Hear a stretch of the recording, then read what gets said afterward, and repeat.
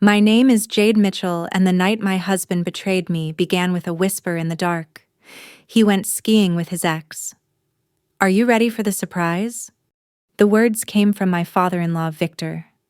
His voice was raspy, but his eyes, they glittered with a sharpness that didn't match the frail body sunk into that old leather chair. For a moment I thought I'd misheard. Maybe the cold had gotten to me after the long drive, numbing not just my fingers but my ears too.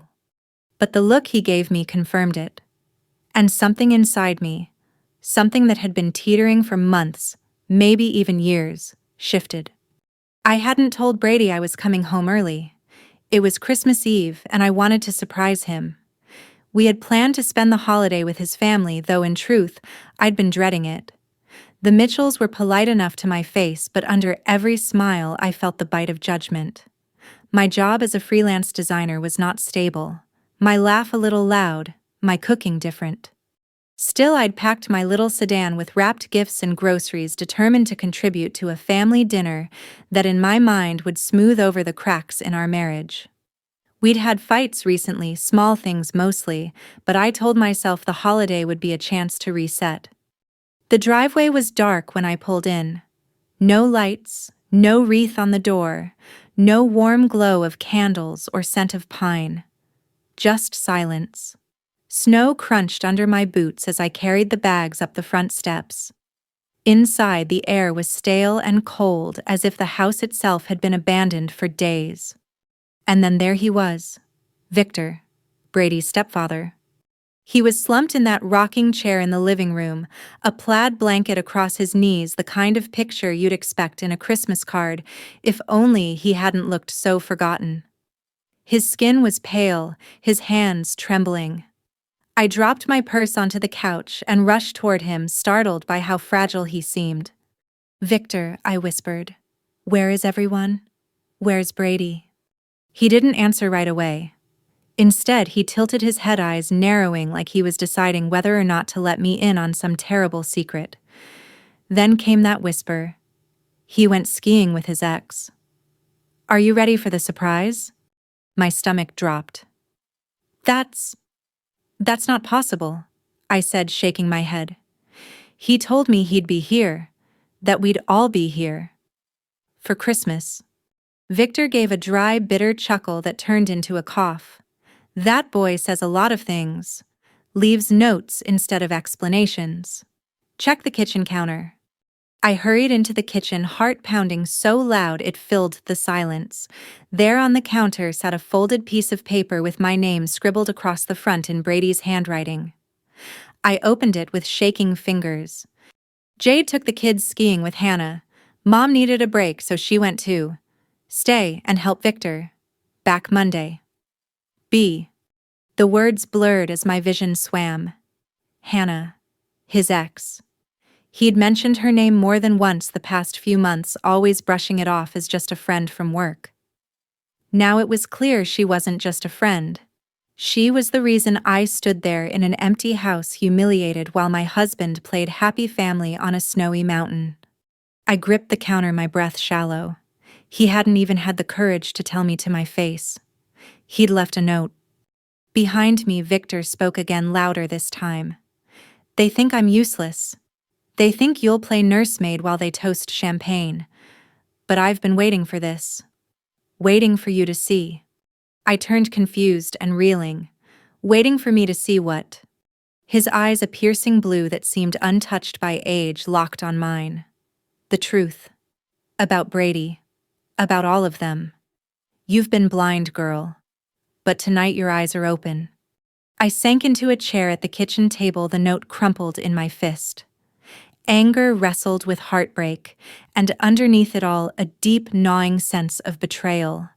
The gifts I'd bought, the meals I'd planned, the quiet hope that maybe, just maybe, this Christmas could mend what was broken.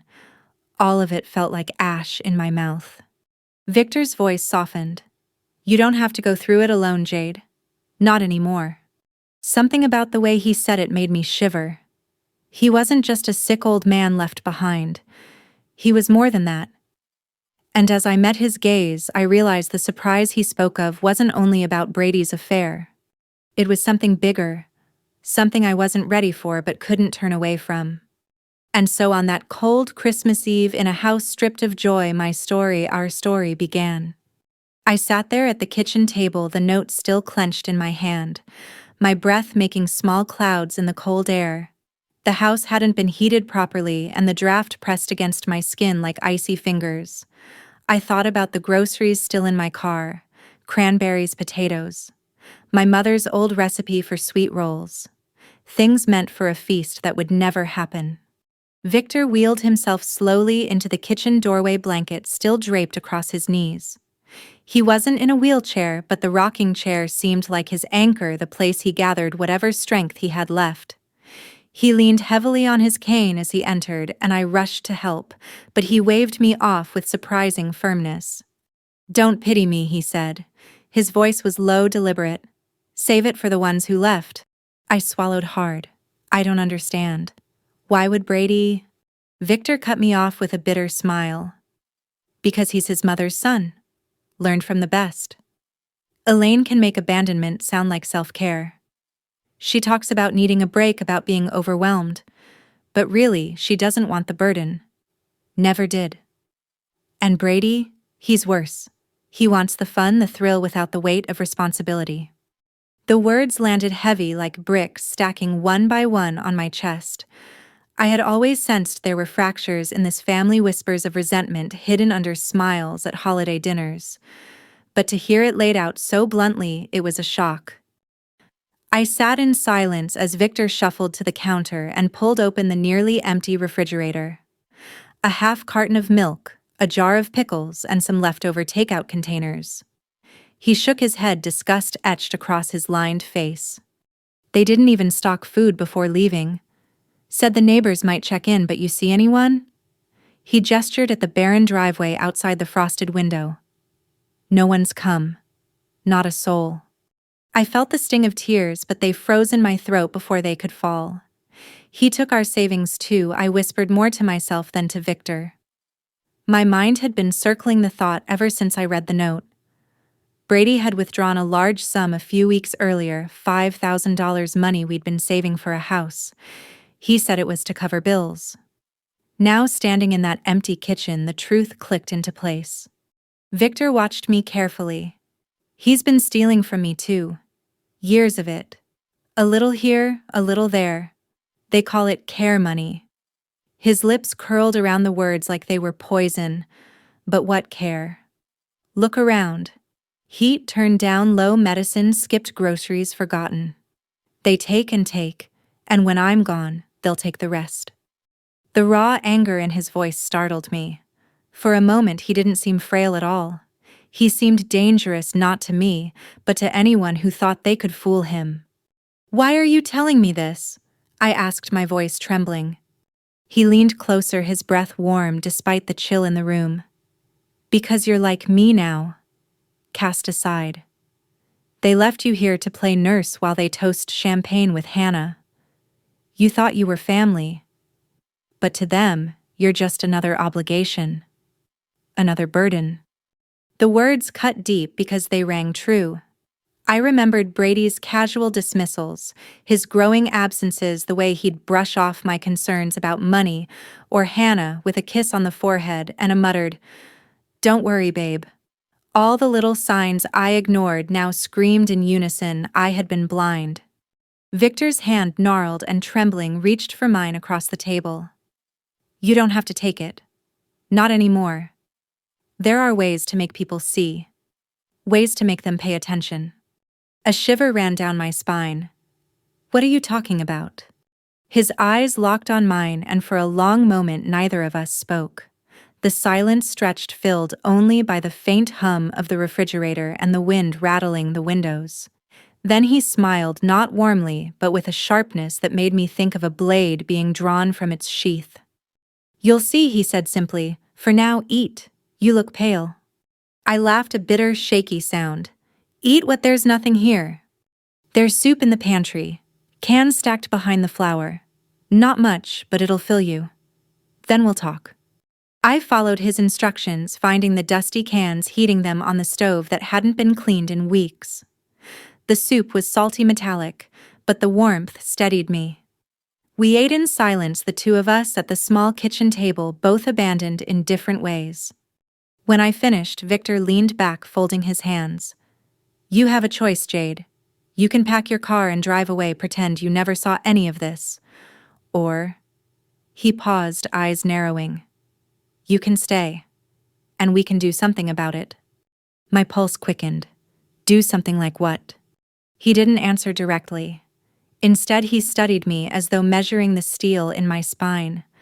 Then, with deliberate slowness, he whispered again, "Are you ready for the surprise?" The question hung in the air between us, heavy and unavoidable. And though every instinct told me to run to escape the chill of that house and the weight of his gaze, I found myself leaning forward instead, unable to resist. I didn't know then that saying yes, or even just not saying no, would set in motion a chain of events that would change everything. That night, the house pressed in around me like a mausoleum. The silence wasn't peaceful, it was accusing. Every creak of the floorboards, every sigh of the wind outside seemed to say, "You shouldn't be here. You shouldn't be alone." But I wasn't alone, not exactly. Victor remained in his chair in the living room, a sentinel watching over the shadows. After our strange, charged conversation in the kitchen, I tried to settle into the guest bedroom upstairs, but the chill in the sheets and the emptiness of the house drove me back down. I couldn't stand being walled off, couldn't stand the thought of sleeping while the rest of the family was off celebrating. So I found myself back by the fireplace, or what passed for one. The logs inside were old, unused, with ashes crusted white from some long-forgotten blaze. I pulled a quilt around my shoulders and sat across from Victor, who studied me with the same penetrating eyes he'd turned on me earlier. "You still don't believe me, do you?" he asked suddenly. His voice was softer now, carrying the weight of midnight. I hesitated. I don't know what to believe. "Then let me show you." With surprising strength, he leaned forward and pulled a small notebook from the pocket of his cardigan. The leather was worn, the edges frayed as though it had been opened and closed countless times. He slid it across the coffee table toward me. I stared at it, reluctant to touch. "What is it?" "My record. Every skipped appointment, every unexplained withdrawal, every time they left me alone when the doctor said I needed monitoring. You'll find dates, amounts, even names." My hands shook as I picked it up. The first page was dated nearly 2 years ago. Neat handwriting documented each slight. Elaine canceled appointment, said, "Too expensive." Brady borrowed $600, never returned. Pain meds halved without explanation. Page after page, the words painted a picture far darker than I had ever imagined. I closed the book, throat tight. "Why didn't you tell anyone?" Victor's laugh was dry as kindling. "Who would I tell? The ones who profit from my silence. Neighbors who shake their heads but never intervene. Doctors who see me for 15 minutes and send me home with more pills." No. I waited. I documented. Because someday there would be someone who needed to see. And tonight, that someone is you. I looked at him, then really looked. Beneath the thin frame and trembling hands was a man who had not given up, not yet.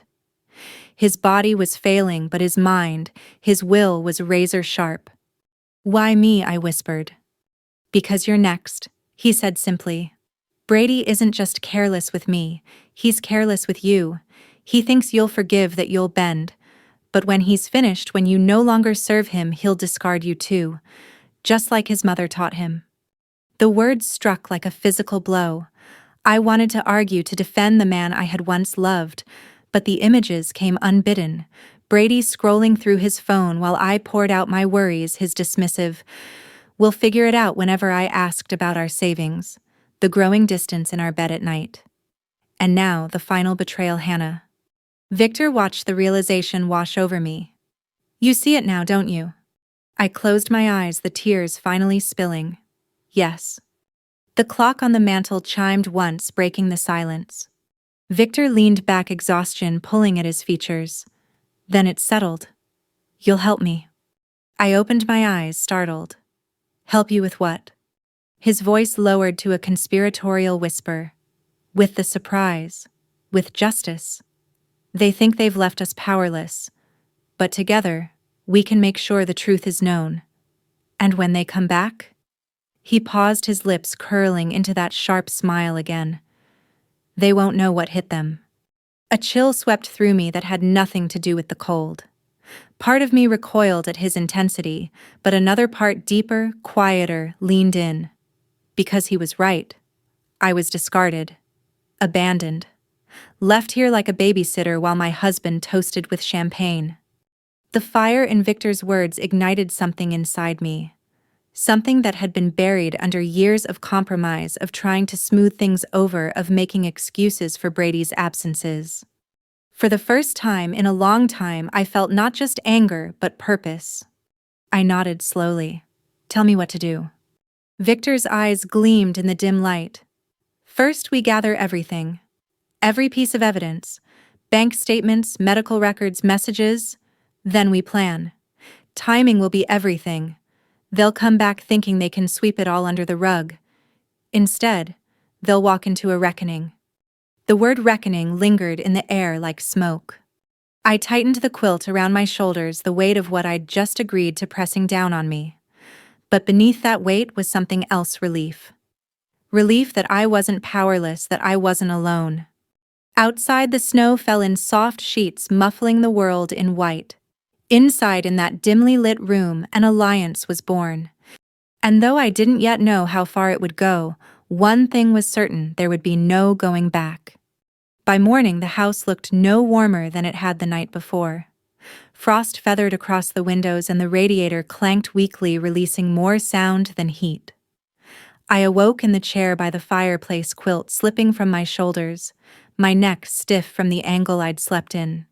Victor was already awake. He hadn't moved from his spot in the rocking chair, though a steaming mug of tea rested in his hands. He looked almost regal there in the pale winter light, as though the chair itself was his throne. "Sleep well?" he asked, his tone flat but not unkind. I rubbed my eyes. Well enough, considering. He gestured toward the kitchen table where a neat stack of papers and envelopes waited. I started early. There's more to gather, but this will give you an idea. I sat down at the table, my fingers brushing over the documents. Medical reports, bank statements, printed emails. Some pages were marked with sticky notes, others underlined in red pen. Each one told a story, and none of them were good. One report listed a specialist appointment canceled 3 times in a row. Notes in the margin: Elaine said too costly. Brady agreed. Another showed an unexplained $800 withdrawal from Victor's account, annotated simply, designer purse. The bank statements cut me the deepest. Not just because of the figures, but because I recognized the dates. Times when Brady had told me we couldn't afford to fix the car, or when he brushed off my hope of taking a short vacation together. All the while, he had been bleeding both our accounts dry. I flipped through the stack until my eyes blurred. Finally, I looked up at Victor, my voice unsteady. "How long has this been happening?" "Years," he said. I started keeping track when I realized Elaine wasn't just careless, she was deliberate. She and Brady, they're alike. They charm, they smile, and they take. Always more, always, without shame. My stomach turned. "And you just waited? Wrote it all down?" His gaze sharpened. "Documentation is power. They thought I was too weak, too distracted. But I've been building a record, Jade. The kind of record no lawyer can ignore." I leaned back in the chair, letting his words sink in. He wasn't exaggerating. This wasn't a pile of complaints, it was a case. A case that painted Brady and Elaine as exploiters, neglectful, at best abusive at worst. The sound of my phone buzzing jolted me from my thoughts. I snatched it up, hope flaring irrationally that it might be Brady. But of course it wasn't. Just a notification, a tagged photo on Instagram. With trembling fingers, I opened it. The image nearly stopped my heart. Brady stood on a snowy slope, Hannah tucked under his arm, both of them in matching ski jackets. His grin was wide, his cheeks flushed from the cold, his eyes sparkling in a way they hadn't around me in months. Hannah's caption read, "Best Christmas yet, fresh powder, fresh start. Ski trip, hugs, love." The comments made me sick, friends cheering them on, congratulating them, joking about how perfect they looked together. Perfect. As if I didn't exist. Victor noticed the way my face paled. "Show me." I turned the phone toward him. His jaw tightened, but he didn't look surprised. "I told you," he said. "She's been in the picture for months. They think they're clever, but they leave trails. Always trails." I scrolled further, bile rising in my throat. More photos, more evidence. There was Brady's mother, Elaine, sipping wine on a chalet balcony, laughing with Melissa, his sister. They looked carefree, as if they hadn't abandoned a sick man and a wife at home. Victor's voice was grim. "Now you understand. It's not just neglect. It's betrayal. They've made you a ghost in your own marriage, and they've left me to rot." My hands shook as I set the phone down. "So what do we do?" Victor's smile was thin but fierce. "We use it. All of it. Every bank statement, every skipped appointment, every photo they post. We build the story they tried to hide. And when they walk back through that door expecting smiles and forgiveness, we show them what they really are." I exhaled slowly, the weight of his words pressing down on me. "And if they don't care? If they laugh it off? Then we take it further." His voice was steady, almost unnervingly calm. "Legal channels, public channels, whatever it takes. They think they're untouchable, but they've forgotten one thing." "What's that?" He leaned forward, his eyes locking on mine with startling intensity. "I'm not dead yet, and neither are you." The words sent a shiver through me, not of fear but of something I hadn't felt in months: resolve. The day passed in a blur of sorting and cataloging. I scanned documents with my phone, organized files into folders, labeled each piece of evidence. Victor dictated details I hadn't known, conversations overheard, promises broken, the exact dates of betrayals. By evening, the kitchen table looked less like a dining space and more like a war room. And as I stood there staring at the growing mountain of proof, one thought solidified in my mind: Brady had made a mistake. Not just by leaving me behind, but by underestimating me. By nightfall, when Victor asked quietly, "Are you ready for the surprise?" I didn't hesitate. "Yes," I said, "I'm ready." The next morning, the house felt different. Still cold, still quiet, but charged like the air before a storm. Victor had been awake before me again, already dressed in his cardigan, his papers organized into neat piles. He looked less like a frail man and more like a general preparing for battle. "Today we begin," he said as I stumbled into the kitchen, still groggy. "Begin what?" I asked, though I already knew. He tapped the folders stacked on the table. "The performance.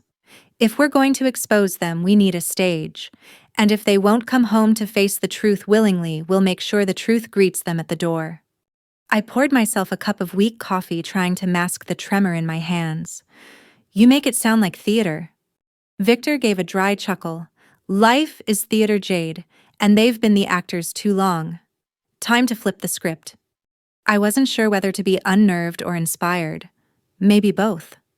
We spent the morning setting the scene. Victor led me to his bedroom, which he hadn't used much. A hospital bed stood in one corner, pushed aside and covered with laundry. "Bring it back," he instructed. "Center of the room. Make it look lived in." I obeyed, dragging the heavy frame until it sat squarely in view. Victor supervised, like a director telling me where to place the oxygen tank he hadn't needed yet, how to stack pill bottles on the bedside table for maximum effect. "You'll need to look exhausted," he added, like a caregiver stretched thin. I stared at him, unsettled. "You want me to fake it?" "Not fake. Highlight. You already are exhausted, aren't you?" His gaze pinned me. "He left you here with me while he plays house with Hannah. They expect you to look worn down. Give them exactly what they want to see, then twist it. I hated how right he was. Still, the idea of staging scenes made me uneasy. Feels manipulative. Victor's expression hardened. Jade, they've been manipulating us for years. They've written their story with lies and omissions. Now it's our turn. You want justice? You want him to beg. Then we craft the truth in a way they can't escape. I didn't argue again. By noon, the bedroom looked like something from a medical drama. Machines hummed softly, even though half of them weren't connected. Victor lay in bed, pale under the sheets, his breathing shallow for effect. I sat beside him, tousled hair makeup scrubbed off my oversized sweater, making me look small, fragile. We took photos, dozens of them. Victor guided me on angles and lighting. Shadows deepen the hollows in my face. Take from above. Good. Now one of you holding the pill bottles. Frown.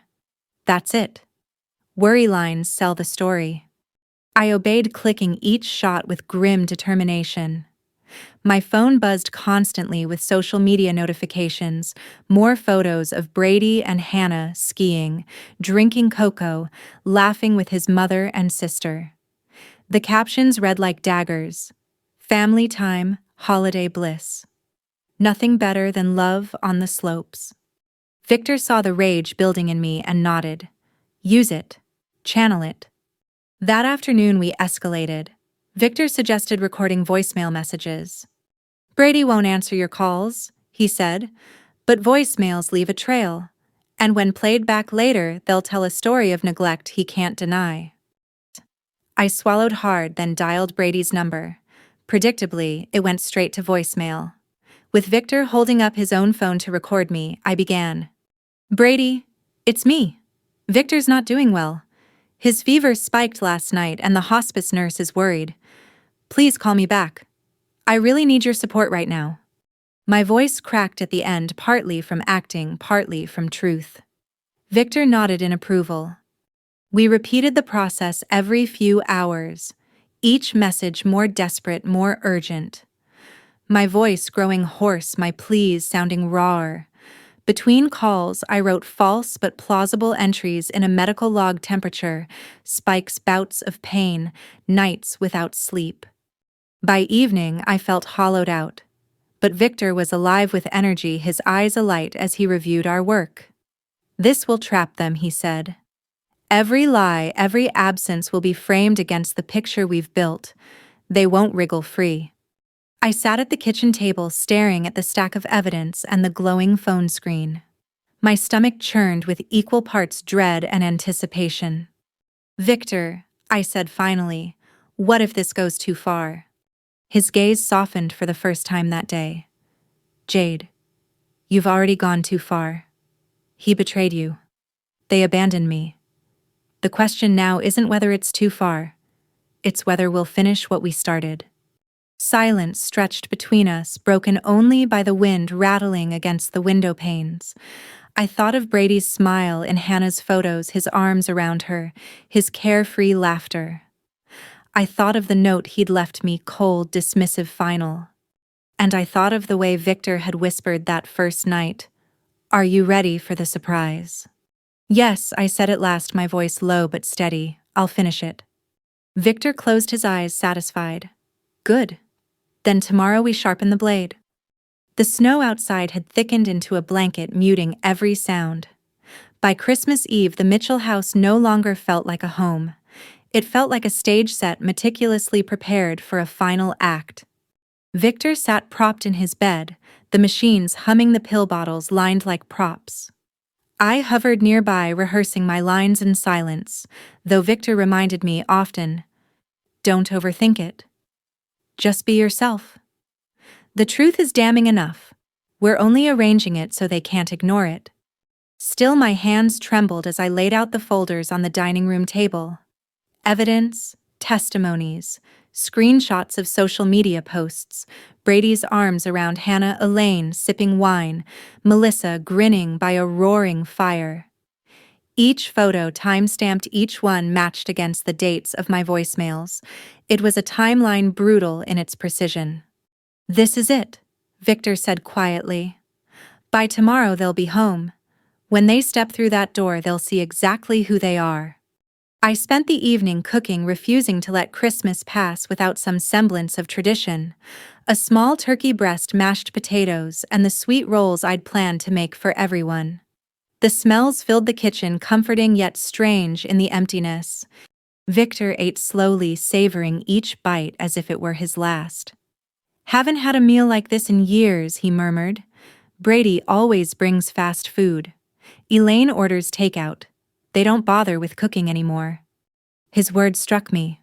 Cooking wasn't just food, it was care. And they'd denied him even that. After dinner, he pulled a folder from beneath his pillow and slid it across the table. "Final piece," he said. I opened it to find legal documents. Wills, trusts, handwritten notes. My stomach dropped as I read. "You're leaving everything." "To me," I whispered. Victor nodded. "To you and to causes that matter. Elder care charities, abuse prevention funds. They'll get nothing. They've already taken too much." I shook my head, overwhelmed. "Victor, I can't." "You can," he interrupted firmly. "Because you were here when they weren't. Because you cared when they didn't. And because you'll make sure this doesn't happen again. That's justice, Jade. Not revenge justice." His eyes glistened, and for the first time since I'd arrived, I saw not the sharp strategist, but a man weary of fighting alone. I reached across the table and took his hand. "I'll honor it. I promise." That night, I dreamt of Brady. His face hovered above me, smiling the way he had when we first met. But when I reached for him, his features blurred, replaced by Hannah's laughter. I woke with tears on my cheeks, the taste of betrayal bitter in my mouth. Morning came heavy and gray. I dressed in black, not festive red or green. A sweater, simple slacks. Not for mourning yet, but for gravity. For the confrontation that loomed. Victor, too, prepared. He asked me to adjust his pillows, to comb his thinning hair, to dim the lights just enough to cast shadows across his face. When I hesitated, he gave me a look that silenced my protest. "This isn't vanity. It's theater. They need to see frailty because guilt sharpens when the victim looks fragile. Trust me, I know their hearts or the lack of them." By noon, everything was ready. The table set with documents, the video testimony cued on the television, the letter placed in its envelope on the mantelpiece. All that was left was to wait. The sound of car doors slamming broke the stillness. Laughter spilled into the crisp winter air. I froze in the hallway, heart racing. Then the front door swung open. Brady entered first, his cheeks flushed from the cold arms laden with shopping bags. Elaine followed, sunglasses perched in her hair, dragging her designer suitcase behind her. Melissa and Hannah trailed close, their chatter bright and oblivious. "Honey, we're home," Brady called, grinning until his eyes landed on me. The smile faltered, confusion flooding his face. "Jade," he said, setting down the bags. "What are you doing here?" I stepped forward slowly, my voice calm but sharp. "I live here, Brady. Or had you forgotten?" The room stilled. Elaine frowned, dropping her handbag onto the console. "Where's Dad? Is he napping?" My gaze didn't leave Brady's. "Victor passed away. Saturday night." The words struck like ice water. The laughter drained from their faces. Brady's bags hit the floor with a dull thud. Hannah shifted uneasily toward the door, sensing the shift. "What do you mean, passed away?" Elaine demanded, her voice shrill. "He died peacefully," I said evenly. "While you were skiing, drinking, posting photos with your new family. The funeral was yesterday. The neighbors came. His friends came. You didn't." Silence fell. Brady's face shifted, shock, disbelief, calculation. Then anger. You held a funeral without us. Without his family." "He invited you?" I replied coldly. "I left messages. You ignored them." Melissa's voice cracked. "I told you, Brady. I told you he didn't look good on that call."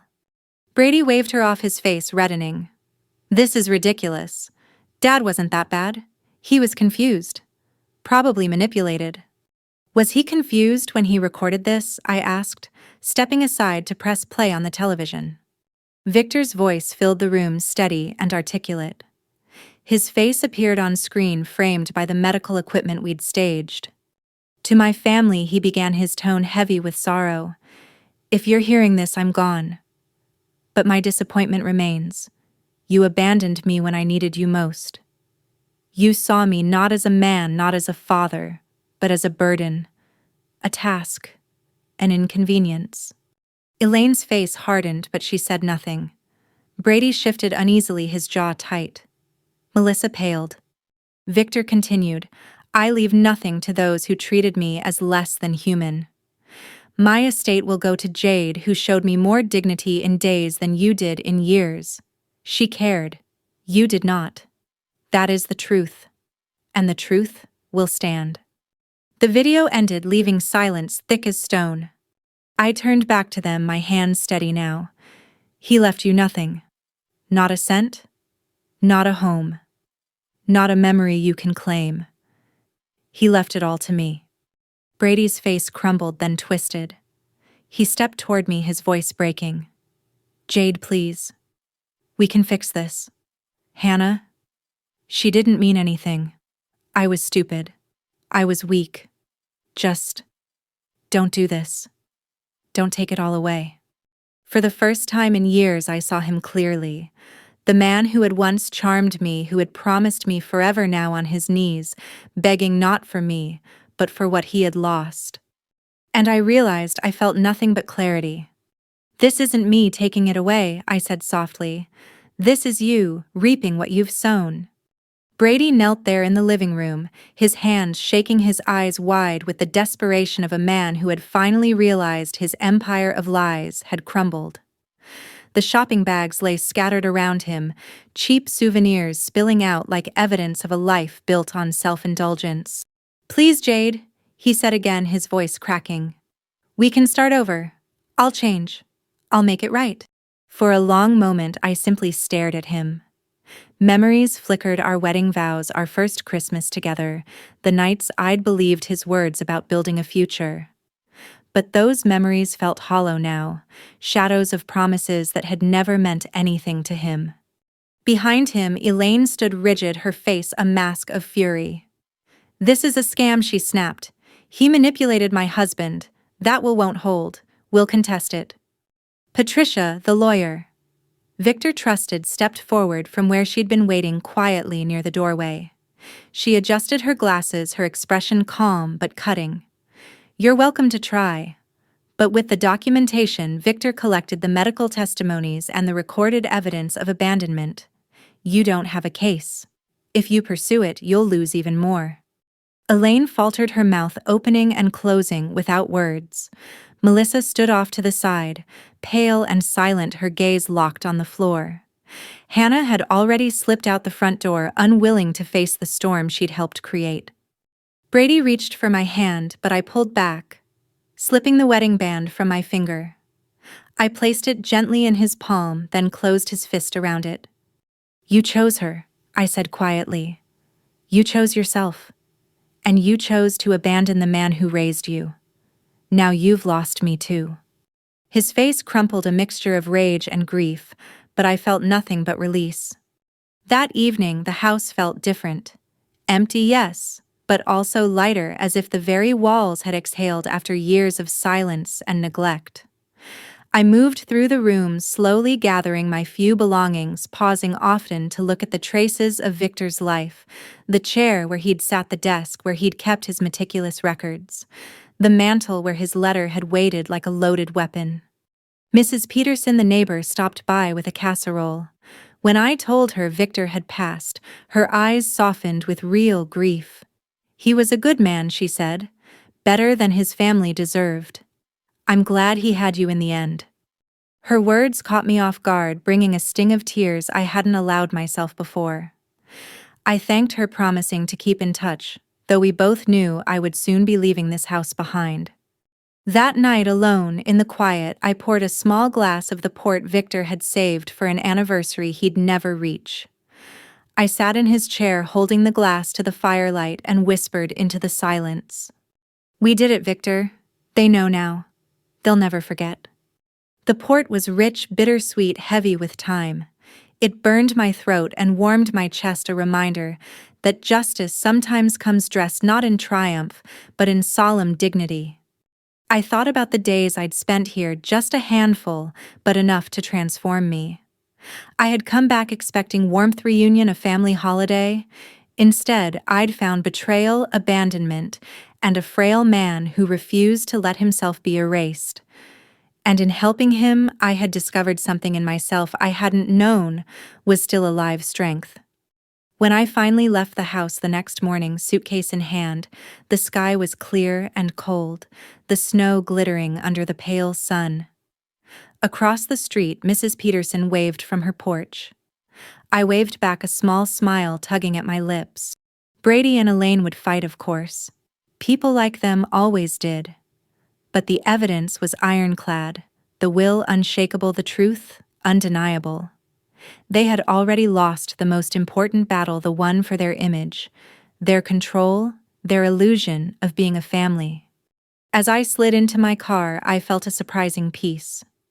Victor's final gift wasn't just the inheritance or the justice he had secured. His gift was clarity. The clarity to see Brady for who he was, to see myself for who I could be, and to know that sometimes walking away isn't defeat, it's survival. I turned the key in the ignition, the engine rumbling to life. As the house disappeared in my rearview mirror, I whispered softly, "Merry Christmas, Victor. Rest easy." To you listening now, if you've stayed with me through this journey, thank you. Stories like this aren't just about betrayal or revenge. They're about the choices we make when faced with the truth, about finding strength when we thought we had none. If you've ever been abandoned, betrayed, or made to feel invisible, I hope this story reminds you you are stronger than they think. You can write your own ending. Share this story with someone who might need it. Subscribe if you'd like to hear more. And most of all, don't forget your worth.